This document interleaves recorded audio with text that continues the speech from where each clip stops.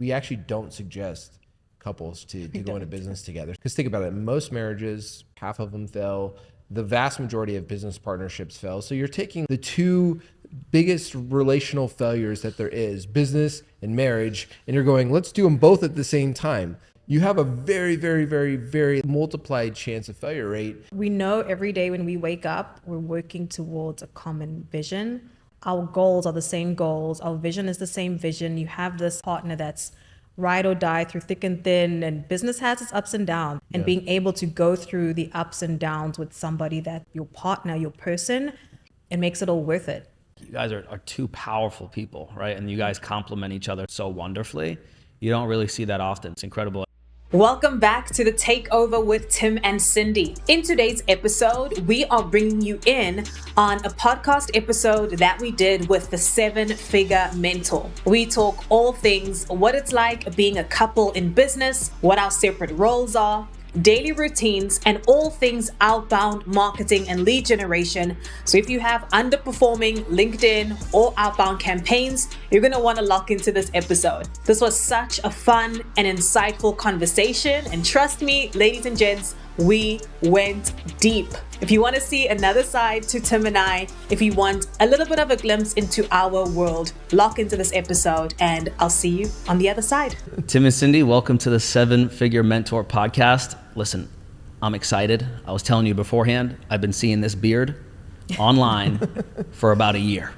And now I'm sitting here with him. So guys, thank you so much for being here. This is a real treat. Can't wait to dive into it. Man, I got so many questions. I don't even know where to start. But first off, thank you guys for being here. Yeah, we're excited. Thank you. Definitely. Thanks for having us. You're making me look bad, dude, with those biceps. So Stop it, man. But listen, I am so excited. You guys have such an incredible background, story.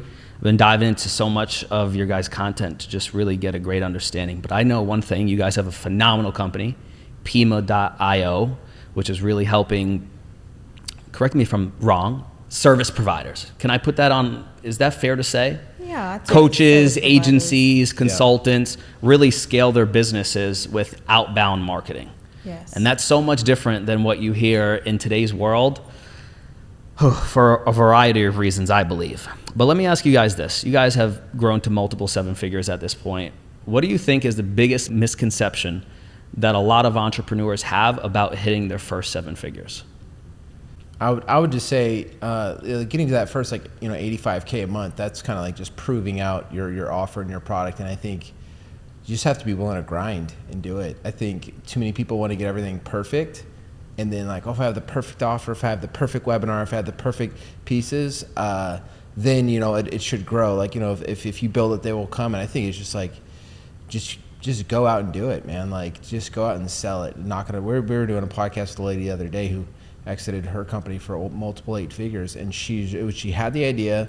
She just started pounding the phones. And I think people are just too scared to pound the phones. Like they're waiting for the perfect stars to align. And a lot of what we do is just pure hardcore outreach, LinkedIn, email, like super high scale, and it works. And it works incredibly well. And you don't need a lot of money to get started on that. So, if I had no connections, no money, business was at zero, I could get back here pretty quick just by straight up, who's my customer? What's the problem I can solve for them? Let me go sell them, because your product will get better just by having customers, because you will never have the perfect product without customers. So I would just say that getting your first 7 figures is just sales. I mean, a company is 2 things, right? It's sales and it's fulfillment.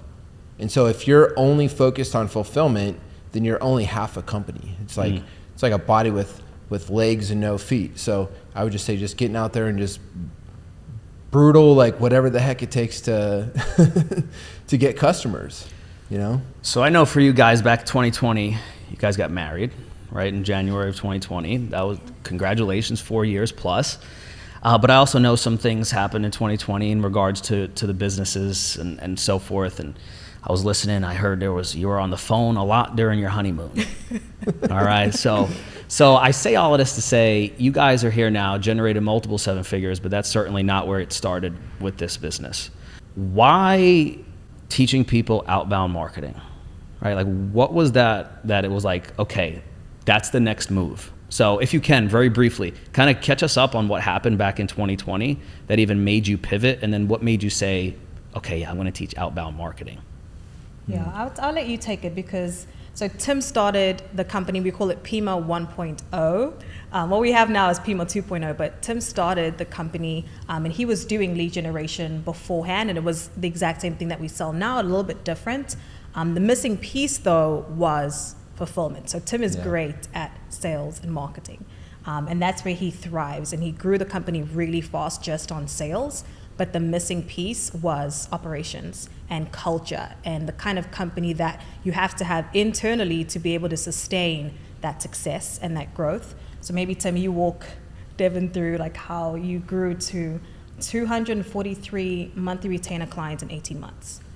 So you grew really fast. That's a lot. The same thing I was just telling you, like just go out and sell, go out and sell, go out and sell. I mean, I was part of this like startup thing where you get connected with investors and then they invest in your company. And I had went through this whole program. I forget what it's called, but I had investors lined up to have this business idea of like, basically an info product, but I thought it was like revolutionary. Now everybody has them, right?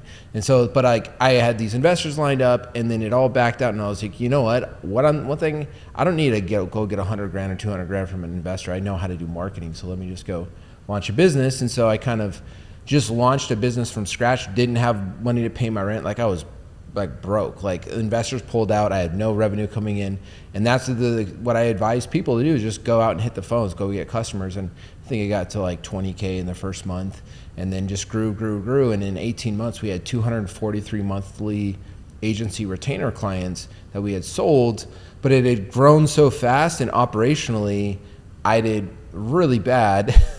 So this is the story leading up to all of a sudden we get married in January, the beautiful wedding. She's planning it all. It's, here's more money. It's like her dad is matching me like, hey, I need to get this thing. And I'm like, okay, Dad, you want to match me? And like, we're matching up on this wedding and things are good. Money's rolling in. I feel like I finally made it. And then November comes and we start to realize like oh shoot, man, there's some issues with operations, and I've been kind of blind to them. And next thing you know, refund, dispute, and then December comes, boom, whole business starts to crash.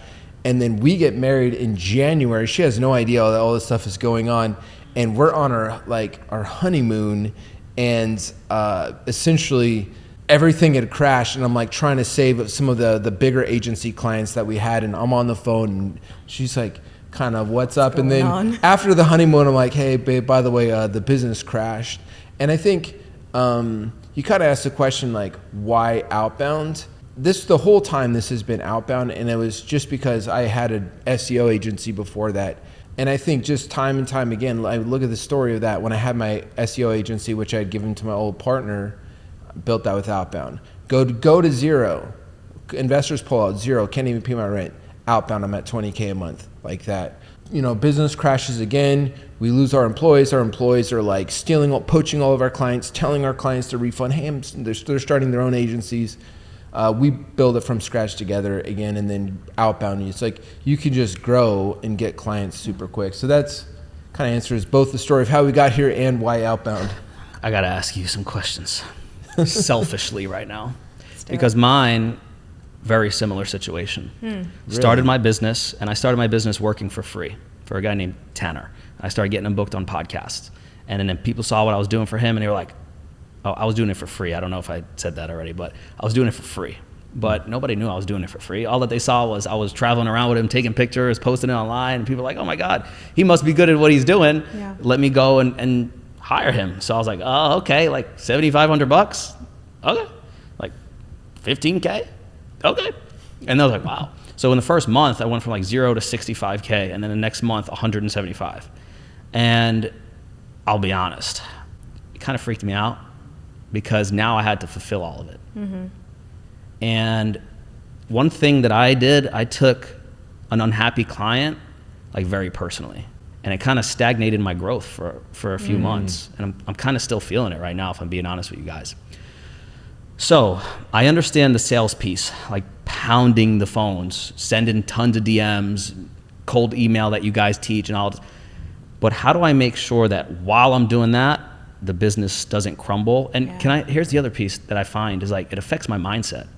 Because if I can't fulfill, I don't feel confident selling. Yep. So how do I ensure that as I grow, I can keep myself feeling comfortable and confident in what I'm telling people I can do for them? So what would Yeah. you say to that? Yeah, I think a big part of growing a successful business for us has been our team culture. It's like, it's great to have the numbers on the board and to have sales coming in, but the second part of that, as we're mentioning, is fulfillment, right? We've noticed that the moment that we had vision, mission, culture in our company, the people that we brought on, there was alignment, meaning we're all headed in the same direction. We know what the goal is. We know what our mission is. We're all in alignment with our values. So if something goes wrong, like, the team is going to come together to move forward. And that's what was lacking in the initial company. It's like the sales and fulfillment, the sales and marketing and everything was there, but the fulfillment aspect wasn't. The culture of the team was not.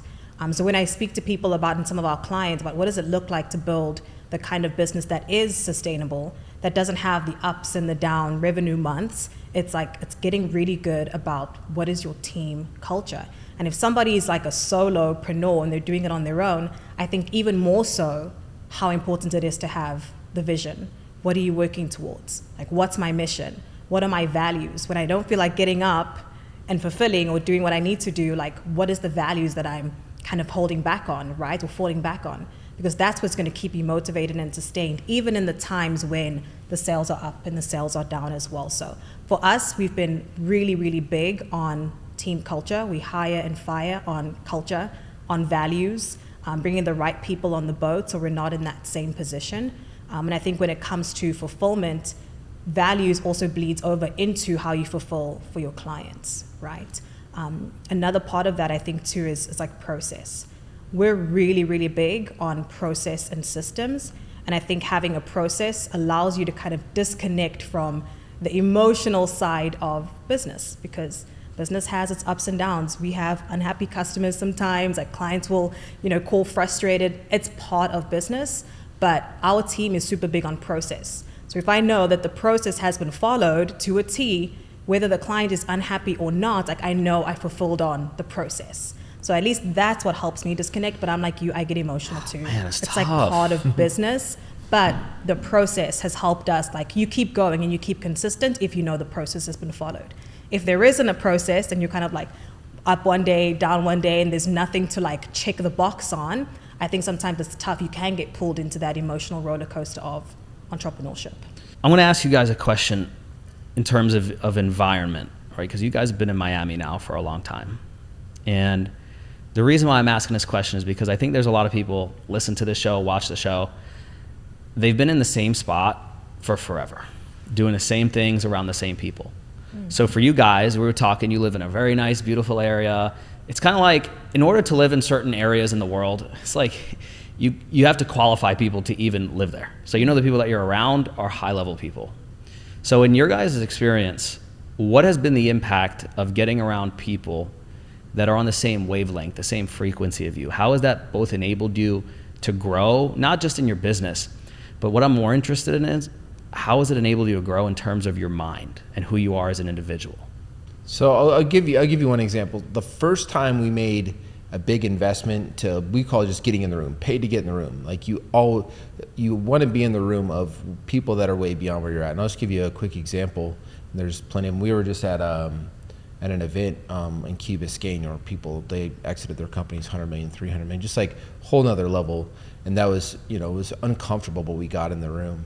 But where it really started is we were at a boot camp, and some friends some friends encouraged us, like, hey, buy the VIP tickets, like $5K each. And at that point we're like, oh my God, $5K just to go to a conference? That's crazy.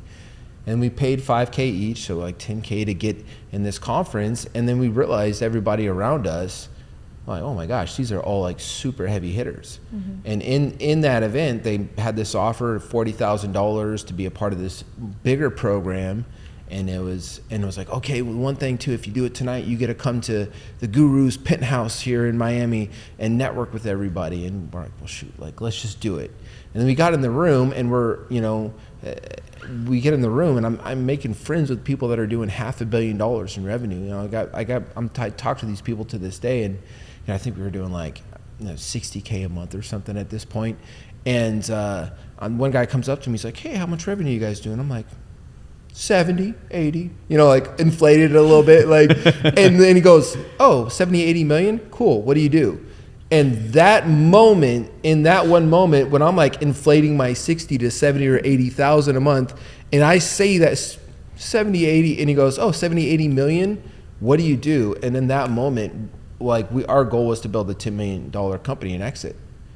And I was like, oh my gosh. And literally one day, one moment, our belief for what was possible just went through the roof. And I would say just over and over again, we keep paying to be in the rooms. We went to Necker Island this last year, met Richard Branson and a bunch of other cool people like that. And it's been the number one thing that has helped us grow. Mindset, business, personal belief. I mean, what are your thoughts on that? Yeah, no, absolutely the same. It's like, there's that term of the internal thermostat. It's like, if you reach a certain level in your relationships or in your business, it's because you have that setting in your mind for what you believe is possible. And I think getting in the room and seeing what others have accomplished just allows you to believe for bigger for yourself. So how do you guys, running this big old company, comparatively, right? 70, Right. 80 million. I mean, that's an incredible story. Yeah. How do you guys find peace, right? Because the stuff can get stressful.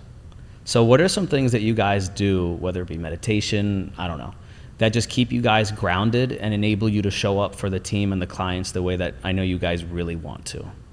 Yeah, our faith is big for us. So we have like a daily routine. You mentioned we wake up at 4:45 a.m. every day, and we have a routine where we write out our goals every morning. So we get up, we have our coffee, we have our pen and pad. We actually have Remarkables, but it's fun. So we write out our goals, we visualize, and then Tim and I will go out on our balcony and we'll just pray, and we'll have like that quiet time for just to reconnect for our faith. And that prayer time, I think, helps us to just really stay grounded and focused on what is like the bigger picture for us, which is, we believe like this business, it's our mission, it's our calling. We believe it's what God's called us to do. And that constant day-to-day reminder helps us, even in the most challenging times, to keep focused on the mission. It's bigger than us. We believe that. So that really helps the day-to-day. And we notice that on the days that we don't do it, so we like restructured our routine at one point, and we stopped doing that like right in the morning. It's so easy to get caught up in the day-to-day and get overwhelmed when that wasn't the first thing we did at the beginning of the day. So that's definitely helped. And then throughout the day, it's like basic things that help your biology operate well, so you're not stressed and overwhelmed, like taking breaks throughout the day. We do like an afternoon workout. We do meditation. We love Wim Hof. We do saunas and things like that. Because I think also there's one thing for it to be like in the mind and your mind's all racy and busy, but it's also another thing to understand your biology. Like your mind only has a certain amount of capacity that it can deal with. It's like RAM, your mind can only deal with or process so much information, and you have to take those breaks. You have to meditate to get your mind back into a place where you can actually process information and not be overwhelmed and not be stressed out. So just having those like disciplines and the daily practices for us has been super helpful. I think when it comes to Outbound, it takes a lot of work. If you do it on your own, right? If you're just doing it on your own, you don't hire an agency or anything, it takes a lot of work. So it's not as sexy sometimes as, I'm just gonna run Facebook ads and let the leads come to me and life's gonna be great. So it takes a lot of work. That's how I built my business too, was sending a whole lot of DMs. What do you think it is about Outbound specifically? You said let me ask you this. Is it your highest converting form of marketing as well? It is. Correct. Yeah. Why do you think that is? Why Outbound specifically versus ads? Why does it convert better? So to qualify, when we say outbound, for people that are listening, it's like direct outreach. Yep. So it's reaching out to people in their inboxes. We do mainly LinkedIn and outbound email, so cold email. But I think part of why ours works so well is because we've been doing outbound for such a long time, and that process from the time where somebody's contacted to the time that they get on a sales call has been so dialed in. Like the ads and other things that we do outside of direct outreach has been like in addition to like what we're doing in outbound, and we've just done it for so long that we've been able to kind of dial in the process with data. So one thing about Pima is we collect data about every single touch point, every single lead that comes in. There's so many data points that we're tracking. Our team is obsessed with data, and that's allowed us to like month over month, year over year, like boost those conversions because we track it back to the data. So with LinkedIn, you know, I tried out LinkedIn for a little bit, and I was like, yeah, this ain't working. Yeah. I'm probably doing this thing so wrong. I'm telling you, I must be. But when it comes to LinkedIn, you guys willing to share some secrets? Is that okay? All right. Dude, we'll share everything, man. Please It's do. it's not the strategy, it's the execution. Man, it was tough. Like LinkedIn was tough. But what I do love about LinkedIn is I can see what people do, and it's a little bit. It's easier to qualify people, I guess you can say. What were you doing? I'm curious. Oh. What was your approach? Oh, well, I don't know a thing about Sales Navigator, so I wasn't using it. So I have a subscription, pay $99 a month, but I never use the thing. Okay. Yeah. So what I would do is I would go on and I'd look up like coach, consultant, whatever. Yeah. And I would look for someone that kind of fit the mold. And then what I would do is I would reach out to them, look for something on their bio that I could connect with, and try to be as friendly as possible. Like, hey, saw you went to XYZ University. Man, I loved their college basketball game last year, or whatever the case may be. And I had some people respond, but the thing that I didn't like was that when I sent out my invitation, and even if I wrote a personalized note, I couldn't see the message anymore. And maybe I'm doing it wrong. Were you doing that know. through Sales Navigator? No, I wasn't. It was just through DMs? Through like direct? DMs, Okay. straight up DMs. Yeah. So I guess like if you guys had to share like the perfect process, what does that look like? Like what am I looking for? Then what does the initial outreach look like? Because I have had so many people tell me like your offer would crush on LinkedIn. I'm like, oh, okay, I'm just gonna stick to Instagram. It would. So, Your offer would crush on LinkedIn. Yeah, I'll So what say does that one look thing like? and I'll let you do the process. I'll let you do the process. But it's important to know it's different from Instagram. So on Instagram, for example, we just started doing Instagram DMs. You can send maybe like, how many do we do? 200 in a week, and we got maybe 20 booked calls. So like that ratio from a volume to conversion was a lot higher on Instagram using that approach, checking out their profile, commenting on something that they did, and like very conversational type approach. On LinkedIn, you have to remember that people are like, it's a professional networking platform. So if you're reaching out to executives, owners, decision makers, they're busy people. They do not want the chit chat back and forth, like, hey, check out your profile, all that stuff. They want you to go straight to like, how can you help me kind of thing. So the pitch that you go for is very different. So that's one. And then second, you have to do a lot more volume on LinkedIn, because I believe what you were doing is you were sending out a connection note. yes. So that is, it's going to disappear. And then you have to wait for that person to accept your connection before you can go in with the message. So just realizing you have to do a lot more volume on LinkedIn of connection requests, because only a percentage of people that you connect with are actually going to get that initial message. So you kind of have to play with the numbers. So was I doing the right thing with the connection request, or was there something else that I should have been doing instead? So the connection request was probably okay. The more personalized, hey, check out your profile, like it's not needed. It's not going to make or break a campaign. It's like, what do you say next after they accept your connection request? That's the biggest thing. So what we do is we go in with a very general, like, hey, look forward to connecting, and we're doing a lot of scale, a lot of volume.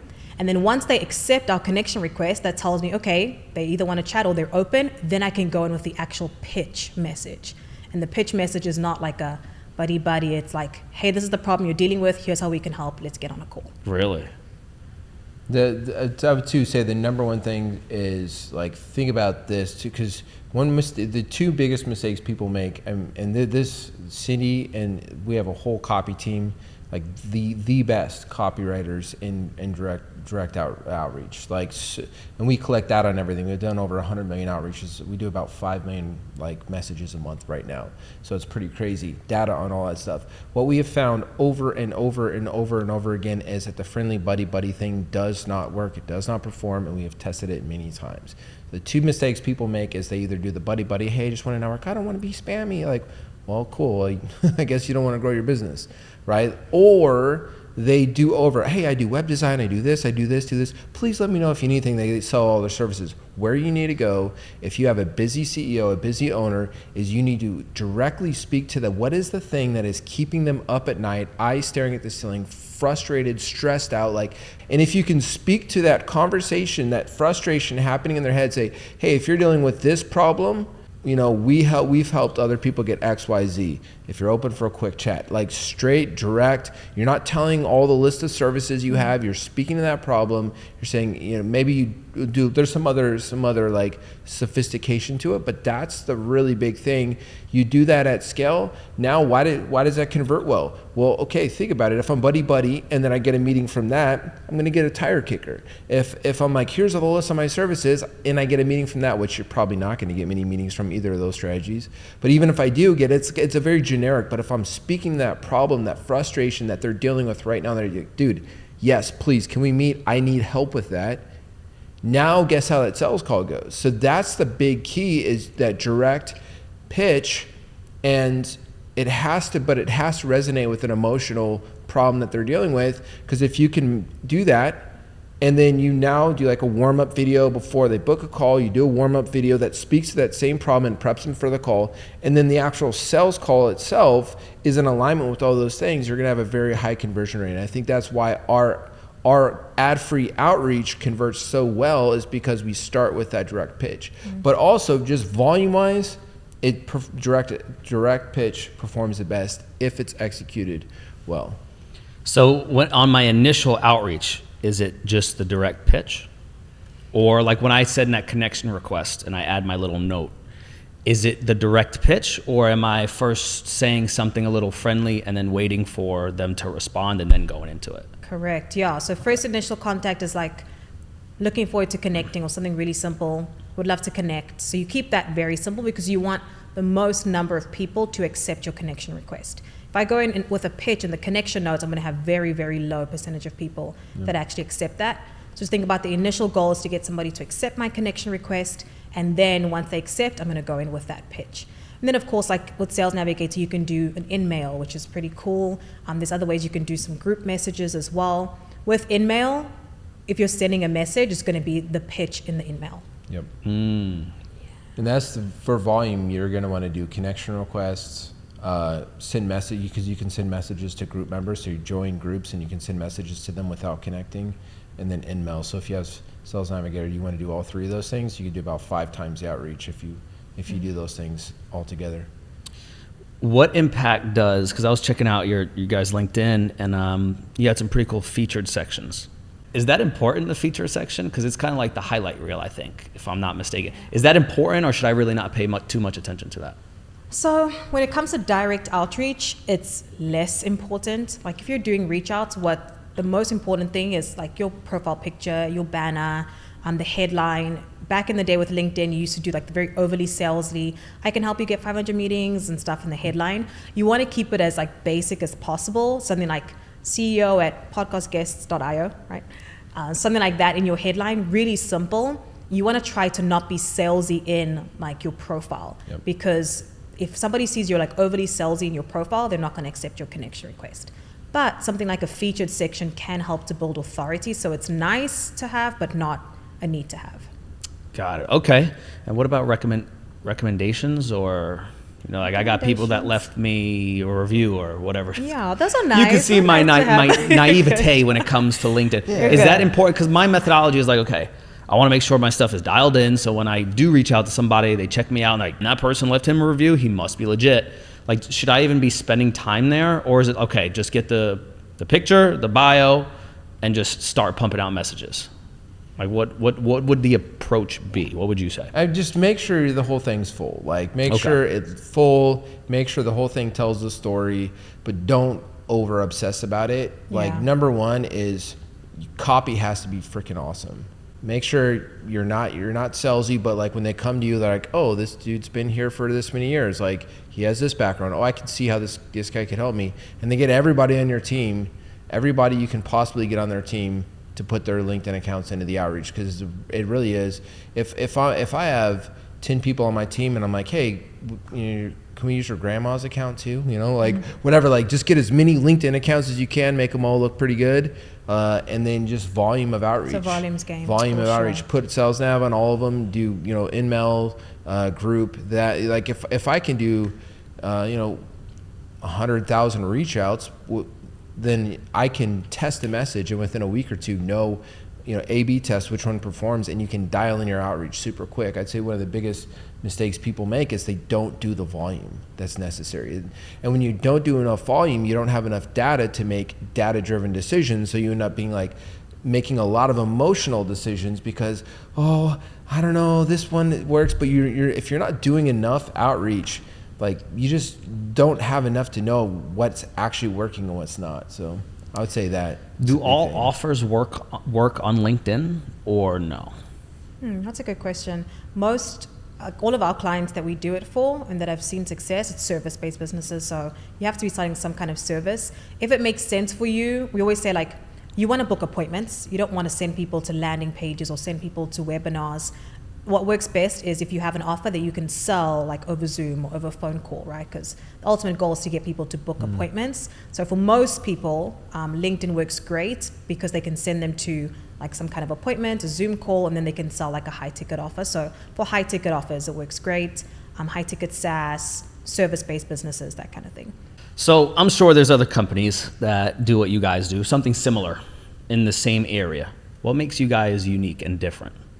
A few things. One, we've spoken about data a ton, but that's one of our differentiators. We're really, really good at data and like knowing what works, not based on assumption or what we think is going to work.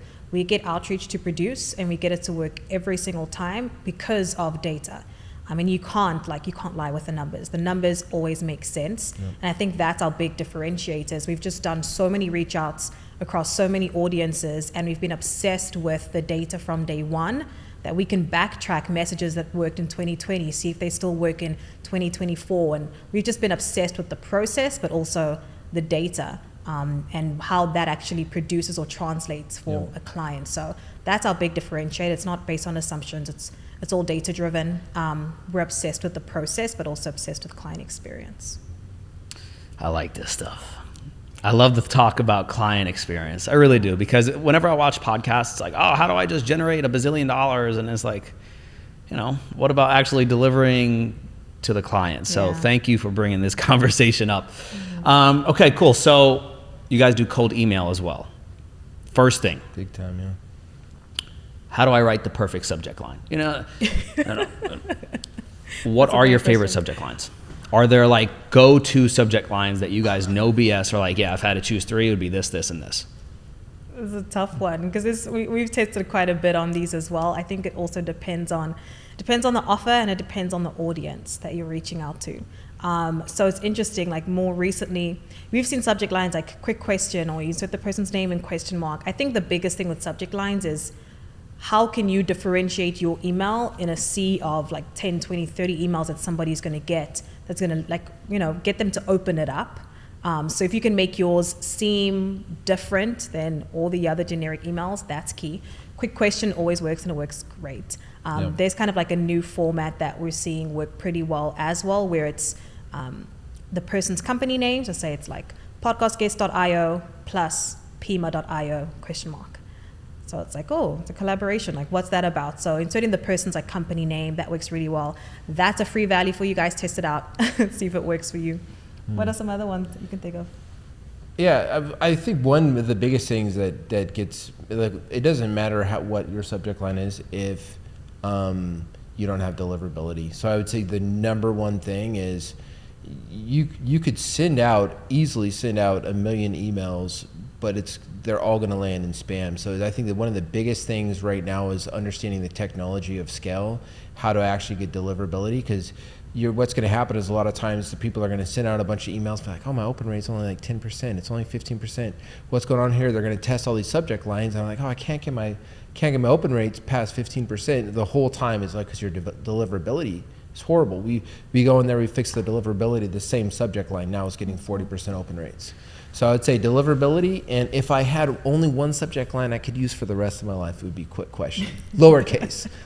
You serious about the lowercase part? Yes. Yeah, well, dude, think about it like this. So when you go to the mail, there's two piles of mail, the glossy promotional ones, and then there's a handwritten letter from somebody.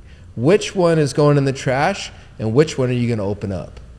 Oh, yeah, definitely the one that stands out. The quick question would, I use that subject line, but I use a capital Q.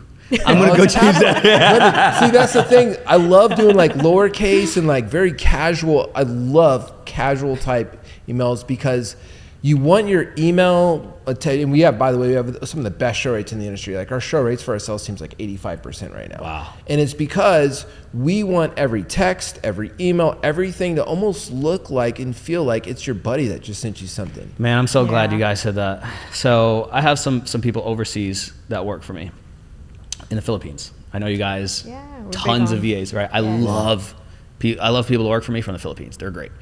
But the one thing I noticed is they're very formal. So they'd be like, good day. Yes. And I would read this. I'd be like, did you just say good day?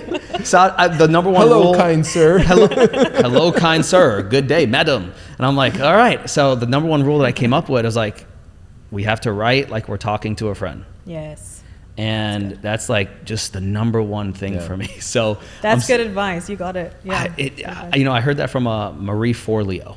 I got a course from her, Copy Cure, like 3 years ago. And that's what she said, just write like you're talking to, and it makes so much sense. So cool. So you guys do a lot with virtual assistants and implementing them in the process. Number one, what do you guys have your virtual assistants do? And number two, are they from America or are they? In the Philippines. Okay. Yeah. So I got to say something.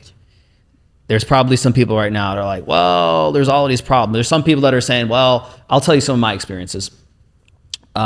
Their power will go out for like 2 weeks because they just had this massive typhoon. And I'm like, oh my God, now they're not working. And all. Number two, the language. They don't they speak English, but there's just some formalities like we were talking about earlier. So it's a little bit different. And it's like, well, maybe I should just get someone US based. And I was listening to a podcast. You guys were like, they perform just as well, if not better than the people that we had in the US at a fraction of the cost. So what do you have them do? And then why did you guys choose to help people scale their business with a VA that's from the Philippines? Yeah, so on our team, our VAs, appointment setters, they're really a part of our teams. I don't really call them VAs, but we have them do things like show rates, so making sure that people are showing up to the calls. A lot of that process is done by VAs. Appointment setting for our team, like the people that are responding to the outreach is a virtual assistant. Admin, responding to emails and calendar, all that back-end stuff. Recruiting VAs for our clients is done by a VA. She knows the process. So there's so many parts in our business that we have VAs utilize. But when I think about the reason that we wanted to do it for our clients, one, because we saw how well it worked for us. And then two, it's cost, right? So if somebody is like, this is their first business, they're just starting out, they need leads, they may not have the money to hire somebody to, do appointment setting or become a setter full time. They probably don't have the volume to employ somebody to do that. And then third is, as the entrepreneur, their time is better spent doing something else like sales, going out, getting clients, than responding to DMs or responding to LinkedIn messages. So I think for those reasons, we thought it was great to hire VAs for clients as well. And then it keeps like the outreach running. If I'm a busy entrepreneur and I'm trying to do the lead generation myself, sometimes it's going to be great. Other times I'm going to be busy. It may not be consistent. If I don't feel like doing the follow-ups, I'm not going to do them. Like when you have a VA in place that can follow like a proven system, they're going to show up, they're going to do the work, and you're going to get the leads and the booked calls that way. So yeah, those are the reasons that we kind of decided to do virtual assistants. You have to vet upfront because that's critical, right? When we hear people say like, oh, I tried a VA and it didn't work, or they didn't have good English and all of that stuff, it's like, how did you vet? How did you interview? Did you interview multiple people?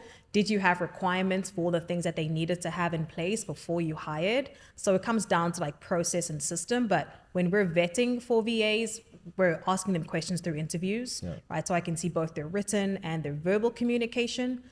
We have things like backup internet. You have to have that. You have to have backup power as well. And then, of course, we recruit, as Tim mentioned, from different parts of the Philippines. So if one side is out, then we have still VAs in other areas as well. But you can recruit and train and hire such amazing talent from overseas.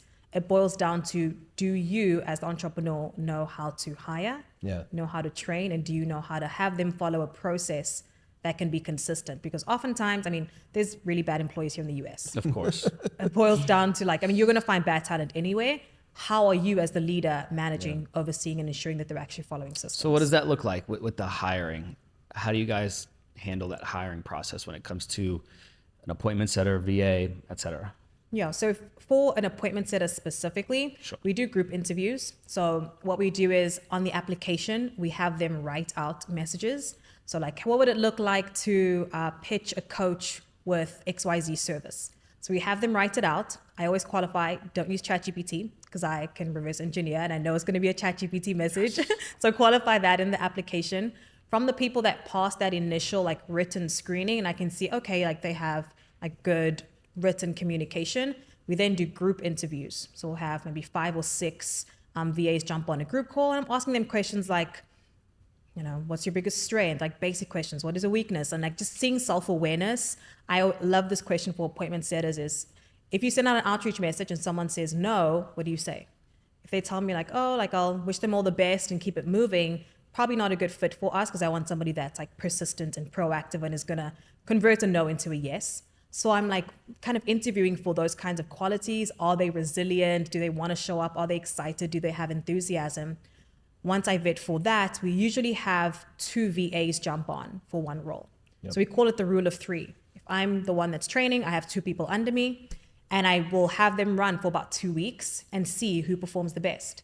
Because if you have one person, you may think this person's a rock star, they're great, and they may fall off. But if you have 2, you can kind of compare and contrast and see who has the best communication, who follows the process the best. And you actually can, kind of gauge between the 2 of them who's the best. If both of them are rock stars, you can keep both or let the other one know that you can reach back out when, more availability opens up. She literally, by the way, gave you the process that we've been, how long have we been dialing this in for?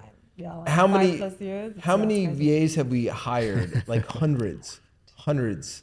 So you just got some gold. Could talk about there. this all day. Yeah. Gold. Do you guys use onlinejobs.ph, Upwork? What's your Upwork. Really? Mm-hmm. Cool. And then internally, if somebody's with us for 6 months, we give them an option to go off Upwork and just hire them directly. Oh, so you'll teammate, like a teammate, like you're part of the tribe, like you've passed. Oh, because I've been going straight from Upwork. Day one, I'm paying you on PayPal. Because Upwork they get like a big fee, yeah. so they're like, I don't want to use Upwork. So you'll stay on Upwork for 6 months. Yeah. And then you see if they're really a good fit before. Oh, wow. That's our process at least. It works. No, that's a really good idea because I'm in the season right now where I need to look for some talent. So thank you. Cool. Oh man, there's so much stuff here. Last thing I'll ask when it comes to hiring and in regards to the training process, is it a mixture of pre-recorded videos? We could talk about appointment setter specifically. Mm-hmm. Is it pre-recorded videos or is it you're shadowing a setter? What does that look like? Yeah, good question. So up front, it is pre-recorded videos, and we have a bunch of SOPs, so standard operating procedures, which is simply a Google Doc with the process written out. So they can both watch the video and they have the SOP to reference. That's about the first week. They're just going through the training videos. Week 2, they shadow a senior appointment setter, so somebody that's been there for a while, that's done really well. They have the title of senior. So they shadow them, what we call the dailies, the day-to-day inbox management. And then from there, we give them a few accounts to manage. And the senior setter is kind of overseeing and seeing how do they respond to things, giving them feedback. So that's kind of that 3-step process. So the training videos, then the shadowing, then they're on their own. Nice. Do you see operational excellence, man? She's dialed in. Anybody that comes into our company that knows anything about business, they see our processes and systems. They're like, holy cow, you guys are so dialed in.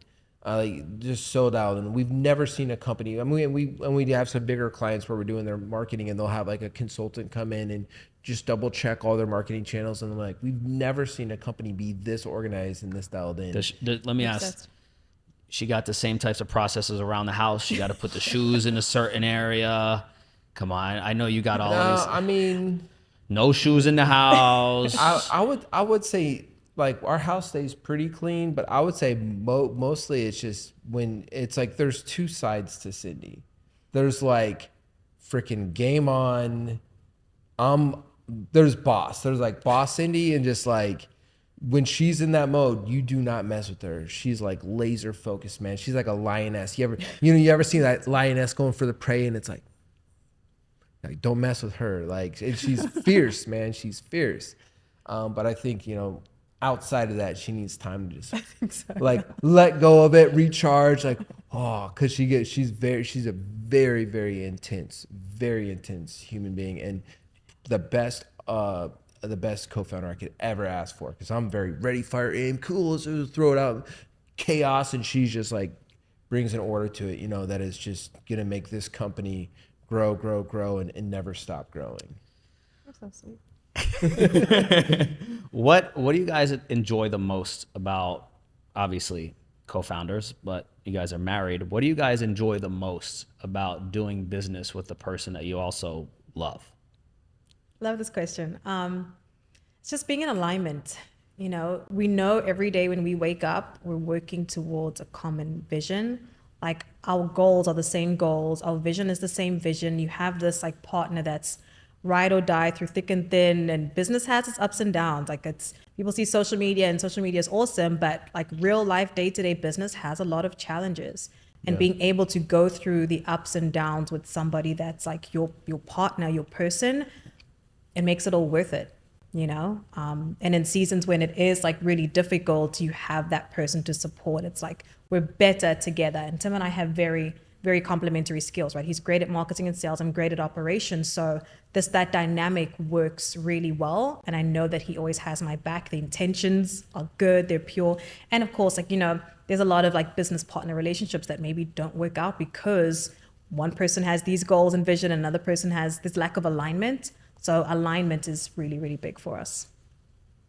What about you? I think we actually were talking to some people about this recently. We actually don't suggest couples to go into business together. So we actually got kind of lucky that we align well. Because think about it, most marriages, like half of them fail.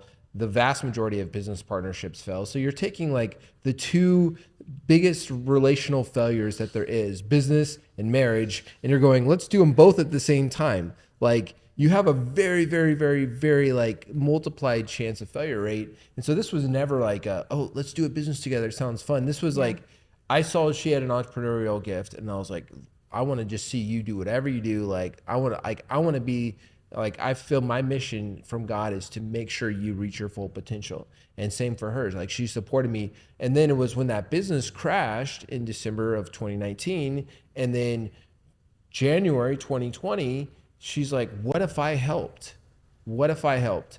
And then I started thinking about it, and I was in a dark place, man. Like I'm dark, depressed, and I'm such a happy guy. Dark, depressed. It was like, if you can only hear this, like my vision was just like, I could only see like this little tunnel in front of me. When she said that, it was like this light opened up and I could see, because I just knew, being an entrepreneur for as long as I had been and just understanding how dynamic works, I'm like, she would be perfect for all the things that I'm horrible at. And I'm great at all the things that's like not her big strong suit. And so I think we kind of got like, I don't know, lucky, blessed, however you want to say it, like that it ended up being that we're super aligned. But it was never the goal. Yeah. It was just like, this ended up working out. But I think most people that they try to make it work out. Well, I love this person, this. If you have two people that are like visionaries, they're going to make a mess because they're going to have all these ideas, but nothing's going to get executed well. Or it's going to get executed and then crash, executed and crash. If you have two, what's the other word? Integrators. Like Cindy's an integrator. I'm a visionary. She's an integrator. If you have two integrators, it's like you got like a lot of processes and systems but very little growth. And I think it was very cool that we ended up having that dynamic together. And I love it. But I would have never forced it if we didn't have, that. Cause like at the end of the day, your marriage is more important. And I've seen a lot of situations where it didn't turn out well. So definitely make sure you have total alignment in those areas before you do anything. You guys want kids? We do, yeah. That's awesome. You guys are great. I love this. You guys, it's so cool though. Like you guys are two powerful people, right? And you guys complement each other so wonderfully. You don't really see that often. So the fact that you guys do, it's incredible. And I'll tell you, I got maybe one or two more questions, but I want to say, where do you guys feel like you got to grow the most in order to make that happen? And let's take it like personally. Like where do you guys personally feel like you have to grow the most in order to get to 9 figures and beyond? I like this question.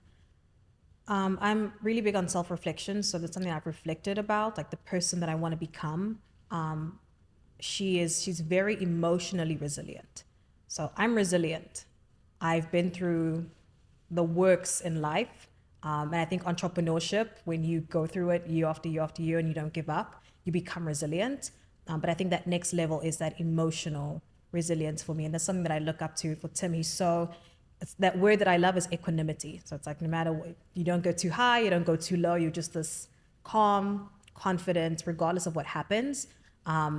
You mentioned like can get emotional sometimes, right? If like a client gets upset or whatever that is, and I'm like that too. So I identify that in myself.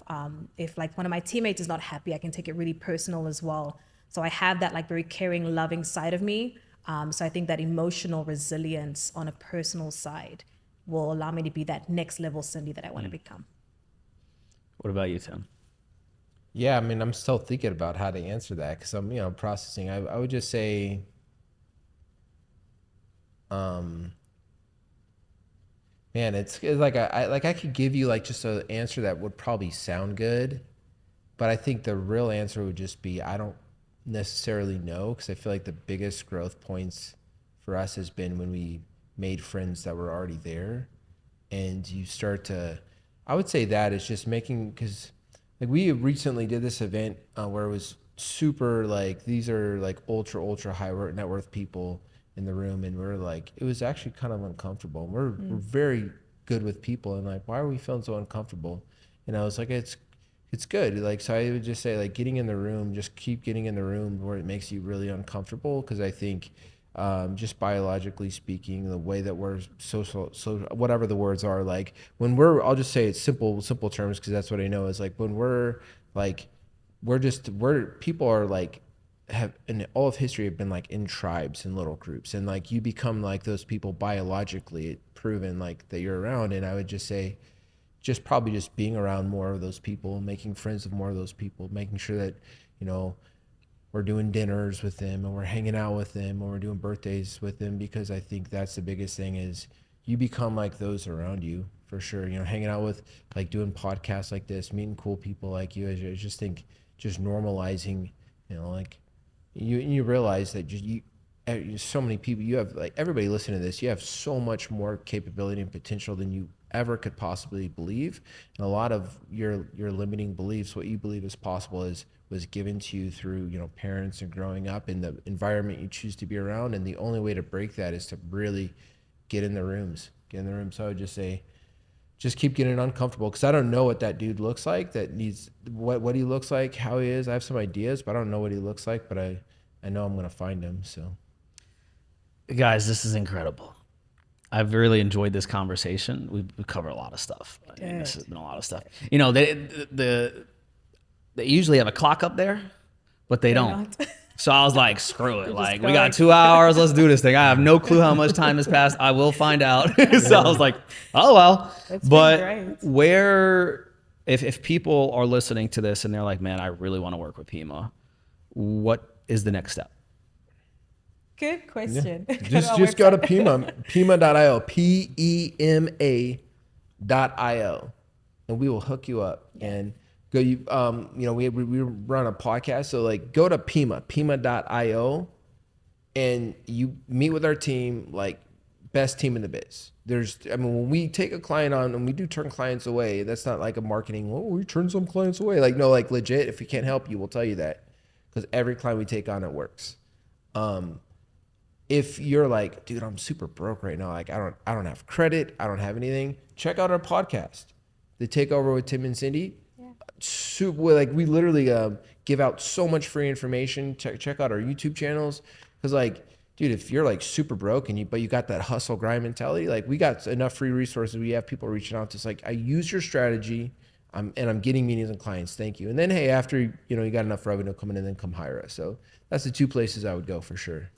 And what's your socials? I know what's Cindy Makita? At Cindy Makita, that's Makita. Mine is Tim is social. At Tim is social.